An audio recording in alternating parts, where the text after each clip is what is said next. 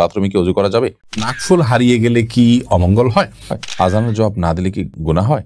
নামাজের মধ্যে যদি সন্দেহ হয় যে ওযু আছে না চলে গেছে, তাহলে কি পুনরায় ওযু করতে হবে? আকিকার জন্য 7 দিন কিভাবে হিসাব করব? শিশু দিনে হলে কিভাবে হিসাব করতে হবে আর রাতে হলে কিভাবে হিসাব করতে হবে? আমার স্বামী একজন প্রবাসী, রাগের মাথায় সে কয়েক মাস আগে আমায় এক তালাক দেয়। রাগ কমে গেলে সে তার ভুল বুঝতে পারে, এখন আমাদের করণীয় কি? চলুন আর বিলম্ব না করে যে সমস্ত প্রশ্ন ইতিমধ্যে চলে এসেছে আমরা সে সমস্ত প্রশ্ন উত্তর দেওয়ার আলোকিত ভবনে আমরা প্রবেশ করি। আসাদুজ্জামান পিয়াস আপনি লিখেছেন, বাচ্চাদের কপালে টিপ দেওয়া কি জায়েজ আছে?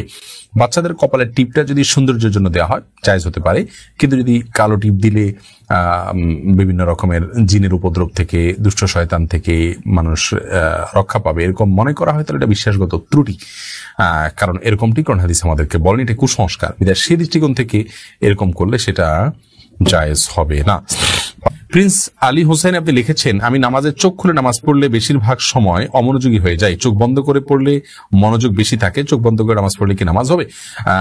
আপনি মাঝে মধ্যে এটি করতে পারেন মনোযোগিতা সৃষ্টি করার জন্য, কিন্তু নিয়মতান্ত্রিক ভাবে এটাকে আপনি সিস্টেম বানিয়ে নিবেন না। নবী করিম সাল্লাল্লাহু আলাইহি ওয়াসাল্লাম স্বাভাবিকভাবে চোখ রাখতেন, এবং কোন কোন বর্ণনা আছে যে ইহুদিরা চোখ বন্ধ করে নামাজ পড়ে। অতএব সেই জায়গা থেকে আপনি এটাকে নিয়মতন্ত্র এর নিয়ম বানিয়ে নিবেন না, বাট আপনি মনোযোগ সৃষ্টির জন্য মাঝে মাঝে চোখ বন্ধ করে নামাজ পড়তে পারেন, কোনো অসুবিধা নেই। রোহেল আজিজ আপনি লিখেছেন, ইমামের পিছনে প্রথম বৈঠকে দরুদ পড়ে ফেললে এর বিধান কি? ইমামের পিছনে প্রথম বৈঠকে আপনি আত্তাহিয়াতুর পর যদি দুরুদ পড়ে ফেলেন, দুরুদের মধ্যে আল্লাহুম্মা সাল্লি আলা মুহাম্মদ পর্যন্ত পড়ে ফেলেন, হানাফি মাযহাব অনুযায়ী আপনি শেষে সিজদায়ে সাহু দিতে হবে, কারণ এখানে শুধুমাত্র আত্তাহিয়াতু পড়ে আপনার দাঁড়িয়ে যাওয়ার নির্দেশ না, এবং প্রথম বৈঠকে খুব দ্রুততার সাথে দাঁড়ানোর পরে বিভিন্ন হাদিস নির্দেশনা রয়েছে, যার কারণে আপনি বিলম্ব করেছেন বিধায় আপনি সিজদায়ে সাহু দিবেন, ওয়াজিব তরক করেছেন সেজন্য। যদিও সৌদি আরবের স্কলারগণ বিন বাজ রাহিমাহুল্লাহ সহ অন্যান্য উলামা ইকরামের মতে সিজদায়ে সাহু দিতে হবে না। ফাতেমা সিদ্দিক আপনি লিখেছেন, উকুন না মেরে ফেলে দিলে নাকি ওই উকুন আবার মাথায় উঠে, আর উকুন জ্বালিয়ে ফেললে কি গুনাহ হয়? উকুন না মেরে ফেলে দিলে যে ওইটাই যে আবার মাথা উঠবে এটা তো নিশ্চিত নয়, ওটা উঠতেও পারে নাও উঠতে পারে। তবে আপনার উপদ্রব করে উকুন, সেই জায়গা থেকে আপনি উকুন অবশ্যই মারতে পারেন, তবে কোন প্রাণীকে আগুন দিয়ে পুড়িয়ে হত্যা করা নিষিদ্ধ। নবী সাল্লাল্লাহু আলাইহি ওয়াসাল্লাম একজনকে কিছু পিপিলিকা আগুনে পুড়িয়ে হত্যা করতে দেখে তাকে নিষেধ করেছেন এবং বলেছেন যে ইন্নাহু লা ইউআযযিবু বিন-নার ইল্লা রাব্বুন নার, আগুন দিয়ে আগুনের সৃষ্টিকর্তা ছাড়া, পালনকর্তা ছাড়া আর কেউ শাস্তি দিতে পারবে না। বিধায় অন্য কোনো উপায় আপনি তাকে নিধন করবেন বা তার যে উপদ্রব থেকে রক্ষা পাওয়ার চেষ্টা করবেন। মঈন খান আপনি লিখেছেন, নামাজের মধ্যে যদি সন্দেহ হয় যে ওযু আছে না চলে গেছে, তাহলে কি পুনরায় ওযু করতে হবে? ওযু আছে কি চলে গেছে, শুধুমাত্র এই সন্দেহ যেটি অনেক সময় ওয়াসওয়াসার লেভেল পর্যন্ত যায়, এটির ফলশ্রুতিতে আপনার নামাজ ভঙ্গ হবে না। যদি আপনার প্রবল সম্ভাবনা হয় যে ওযু চলে গেছে, তাহলে সেক্ষেত্রে আপনি সেটাকে ওযু চলে গেছে ধরে রাখতে পারেন, এবং তার ফলশ্রুতিতে যখন ওযু করে এসে ওই জায়গা থেকে বাকি নামাজ আপনি কন্টিনিউ করতে পারেন। এমনি তরিকুল ইসলাম আপনি লিখেছেন, ভাত খাবার সময় নিচে বসে বাম হাতে প্লেট নিয়ে ডান হাত দিয়ে খাওয়া যাবে কি, এবং খাবারের সময় বাম হাতে চামচ ব্যবহার করে প্লেটে খাবার নেওয়া যাবে কিনা? ভাত খাওয়ার সময় নিচে বসে বাম হাতে প্লেট নিলেন, ডান হাতে খানা খেলেন, কোনো অসুবিধা নেই। এবং যদি আপনি বাম হাতে চামচ নেন, নিয়ে ডান হাতে প্লেট নেন, চামচের সহযোগিতা নিলেন বাম হাতে, অসুবিধা নেই। কিন্তু আপনি যখন মুখে খাবারটা তুলবেন তখন ডান হাত ব্যবহার করবেন। নবী করিম সাল্লাল্লাহু আলাইহি ওয়াসাল্লাম বলেছেন, কুল বিয়ামিনিকা, তুমি তোমার ডান হাত দিয়ে খাও বা ডান পাশ থেকে খাও, এটি সুন্নাহ, এবং এর মধ্যে ইমানদারের জন্য বারাকা এবং কল্যাণ রয়েছে। নাজিয়া জাহিদ আপনি লিখেছেন, নাকফুল হারিয়ে গেলে কি অমঙ্গল হয়? না, নাকফুল হারিয়ে গেলে অমঙ্গল হবে বলতে, নাকফুলটা হারাই গেল একটা জিনিস, তার তো একটা মূল্য আছে, হারাই গেল, আপনার লস হলো, এক্ষেত্রে তো মঙ্গল হলো না, ক্ষতি হলো। কিন্তু এর বাইরে আপনার এটা কোনো অদৃশ্য বা আপনার আধ্যাত্মিক কোনো ক্ষতি হবে, আপনার স্বামীর ক্ষতি হবে, আপনার ক্ষতি হবে, এরকম কোনো কিছু মনে করার কোনো কারণে এটি আমাদের সমাজের প্রচলিত কুসংস্কার। রহিমা আক্তার আপনি লিখেছেন, আমার একটা সন্তান আছে, সে সন্তানের কথা গোপন রেখে দিতে বিয়ে করেছি, 7 বছর হল। এখন আমি দিনের বুঝ পেয়েছি, আগের সন্তানের কথা স্বামীকে জানালে আমাকে তালাক দিয়ে দিবে, না জানালে সত্য গোপনের গুনাহ হবে। এই অবস্থা আমার করণীয় কি? প্রথম কথা হলো যে আপনার বিয়ে তো হয়ে গেছে, এবং আপনার স্বামীর কাছে আপনি যদি এটা আগে গোপন করে থাকেন, তাহলে সেক্ষেত্রে আপনি তখনই গুনাহ করেছেন, অন্যায় করেছেন। আপনি এর জন্য আল্লাহর কাছে ইস্তেগফার করবেন, ক্ষমা প্রার্থনা করবেন। এখন নতুন করে জানাতে গেলে যদি সমস্যা তৈরি হয়, তাহলে সেক্ষেত্রে আপনার জানার প্রয়োজন নেই, বিশেষ করে স্বামী কখনো জানার আশঙ্কা যদি না থাকে। বাট তিনি যদি একসময় জেনে যাবেন এমনটি মনে হয়, তাহলে সেক্ষেত্রে আপনার এই লুকিয়ে রাখার তো কোনো মানে হয় না। একটা সময় যেহেতু তিনি জানবেনই, অতএব তাকে অত্যন্ত কৌশলে এবং বিনয়ের সাথে নানান ভাবে তাকে ভালোবাসা, মহব্বত এবং স্বামী স্ত্রীর মধ্যকার যে আপনার আবদার আছে সেই জায়গা থেকে আপনি তাকে বোঝানোর চেষ্টা করবেন এবং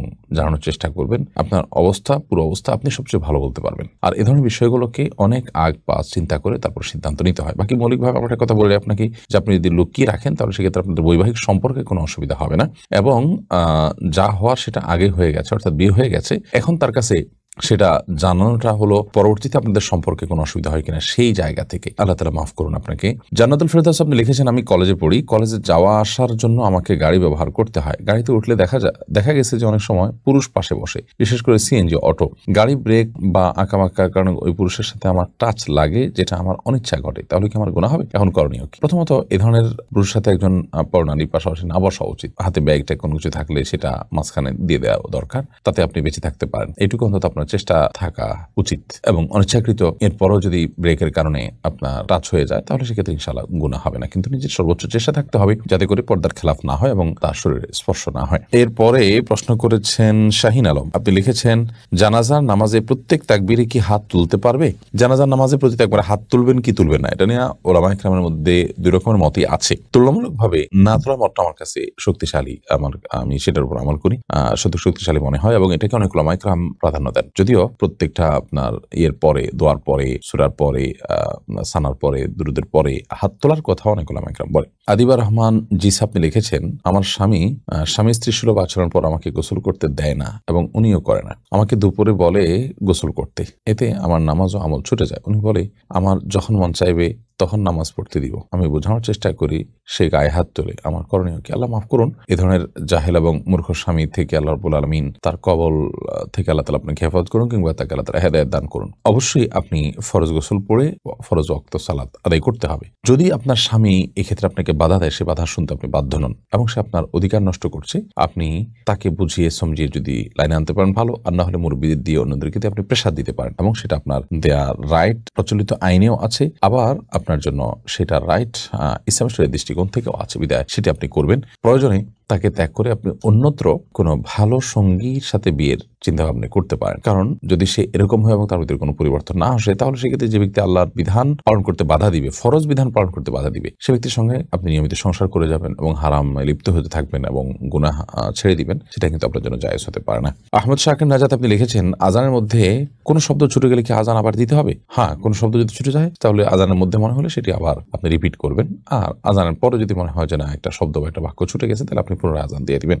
এরপরে প্রশ্ন হলো মাহমুদুল হাসান আপনার, আপনি লিখেছেন, হজের এহরাম অবস্থায় ঘুমানোর সময় যদি স্বপ্নদোষ হয় তাহলে পবিত্র হওয়ার জন্য করণীয় কি? এহরামের কাপড় খুলে গোসল করলে কোরবানি করা লাগবে কিনা? হজের এহরাম অবস্থায় যদি আপনি স্বপ্নদোষ হয়ে যায় তাহলে সেক্ষেত্রে পবিত্র হওয়ার জন্য যদি ওই কাপড়ে নাপাক লেগে থাকে, কাপড়ের যে অংশে নাপাক লেগেছে সে অংশ আপনি ধুয়ে ফেলবেন। যদি কোথায় লেগেছে এটা আপনি চিহ্নিত করতে না পারেন তাহলে সেক্ষেত্রে ওই কাপড় আপনি চেঞ্জ করবেন, কাপড় খুলে গোসল করবেন, তাতে কোনো অসুবিধা নেই। কাপড় খুলে গোসল করার কারণে আপনার আলাদা দম দিতে হবে না। আর যদি কাপড় খুলে আপনি গোসল করে থাকেন এবং সেলাই করা কোনো কিছু পরে থাকেন আবার এর মধ্যে, তাহলে সেক্ষেত্রে আপনার দম দেওয়া লাগবে।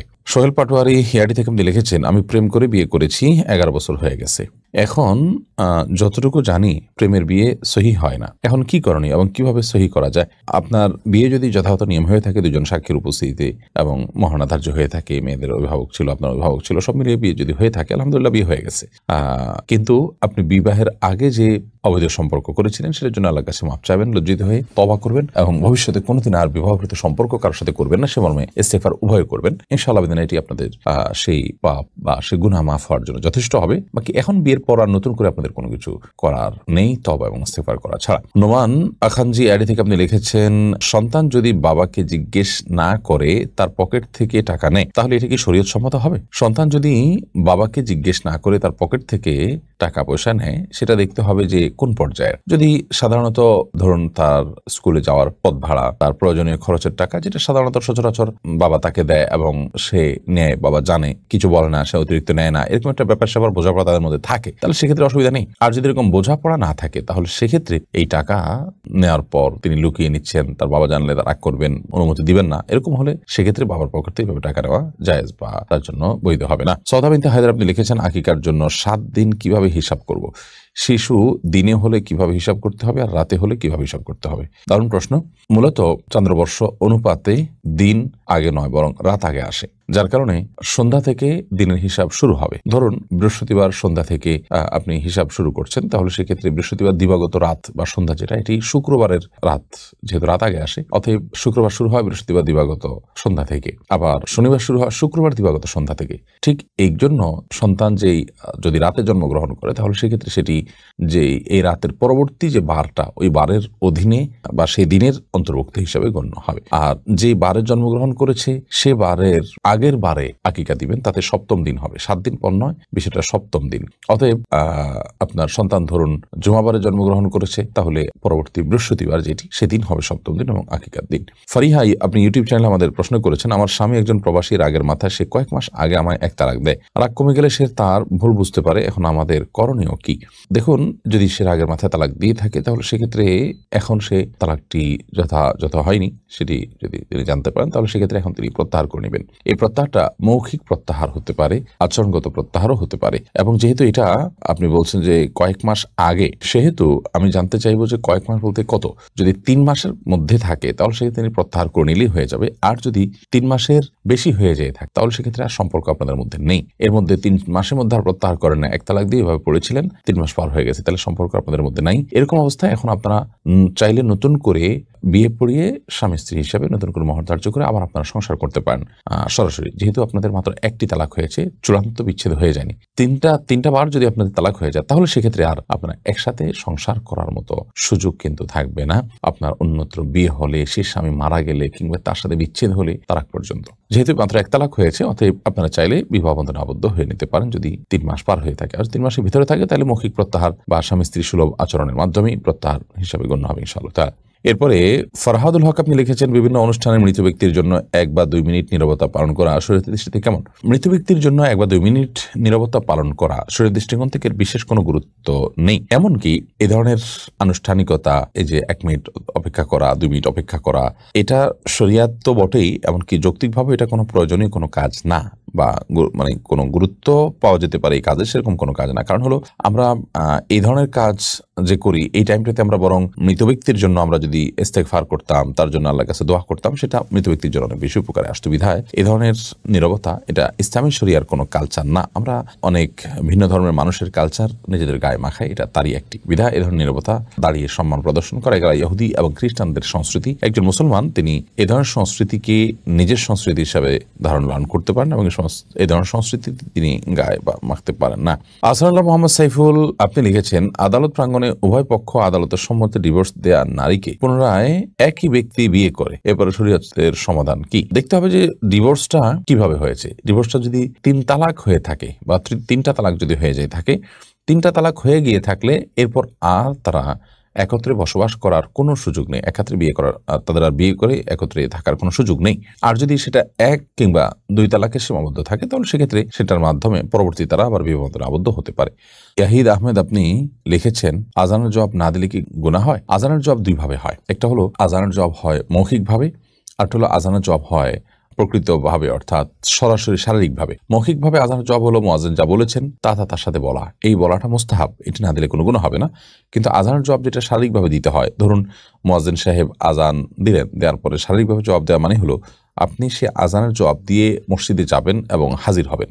তো সেই কাজটা যদি আপনি না করেন, মসজিদে উপস্থিত না হন, তাহলে সেক্ষেত্রে আপনি গুনাহগার হলেন পুরুষ হয়ে থাকলে। তাহলে সেক্ষেত্রে আজানের এই জবাব দেওয়াটা, অর্থাৎ শারীরিকভাবে উপস্থিত হয়ে যে জবাবটা, সেই জবাব দেওয়াটা আমাদের জন্য আবশ্যক। সেটা না করলে আমরা গুনাহগার হয়ে যাব। আদারওয়াইজ আপনার শুধু মৌখিকের জবাব যেটা, সেটা আপনি না দিলে কোনো গুনাহগার হবেন না। শারমিন শেখ আপনি লিখেছেন, রোজা রেখে কানে আঙ্গুল দিয়ে কি গোসল করতে হয়, না স্বাভাবিকভাবে গোসল করতে হবে? রোজা রেখে আপনি কানে আঙ্গুল দিয়ে গোসল করার কোনো দরকার নেই, স্বাভাবিক গোসল করবেন। বরং ফরজ গোসল যদি হয় তাহলে সেক্ষেত্রে আপনার কানের ভিতরে ভিজা হাত দিয়ে আপনি যথাসম্ভব চেষ্টা করবেন প্যাচগুলোতে যাতে পানি পৌঁছে সেটি। অতএব কানে হাত দেওয়ার কোনো প্রয়োজন নেই। ইভেন কেউ যদি গোসল করতে গিয়ে তার কান দিয়ে পানি ঢুকে যায়, তিনি চেষ্টা করবেন সেটাকে বের করে ফেলার, বাস যথেষ্ট। এর জন্য তার আঙ্গুল দিয়ে বা কান বন্ধ করে তাকে গোসল করার কোনো প্রয়োজন নেই। এমনি সাইফুল ইসলাম সুলতান আপনি লিখেছেন, বাথরুমে কি অজু করা যাবে? বাথরুমে অজু করা যাবে, তবে সেখানে বিসমিল্লাহ মুখে উচ্চারণ করবেন না, মনে মনে বলবেন। আর যদি বাথরুমের বাইরে, টয়লেটের বাইরে যদি আপনার অজু করার ব্যবস্থা থাকে, সেটা সবচেয়ে উত্তম এবং ভালো।